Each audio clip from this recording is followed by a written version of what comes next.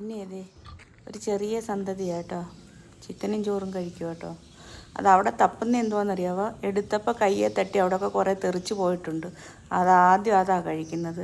ഇതിനെ മറ്റുള്ളവർ കടിക്കും. അതിന് ഞാൻ അടുത്ത് നിന്ന് ഇതിനെ കഴിപ്പിക്കും. ഇതിൻ്റെ കൂടെ ഒരെണ്ണം കൂടെ ഉണ്ട്, പക്ഷെ അതിനിപ്പോൾ പേടിയാണ്. അതിനാണെങ്കിൽ അവിടെ ഒരു സ്ഥലത്ത് കൊടുത്തിട്ട് നമ്മളിങ്ങനെ പോന്ന് കഴിയുമ്പോൾ അത് പാത്തും പതുങ്ങിയും വന്നേ തിന്നത്തുള്ളൂ.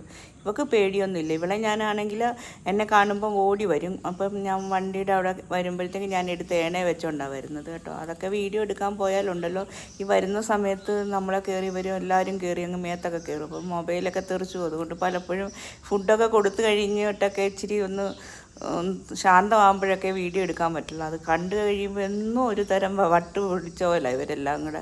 വേണ്ട ചിക്കനൊക്കെ ഇന്ന് കഴിക്കുക. ഇവൾ പെട്ടെന്ന് ഫുഡ് കഴിക്കും. നമ്മുടെ വീട്ടിൽ ഇരുന്ന കണ്ണെഴുതിയ ഒരു പെണ്ണുണ്ടല്ലോ, ആ പെണ്ണിൻ്റെ മോളായത്. 6 എണ്ണം ഉണ്ടായിരുന്നു, ഇപ്പോൾ 2 എണ്ണമേ ഉള്ളൂ.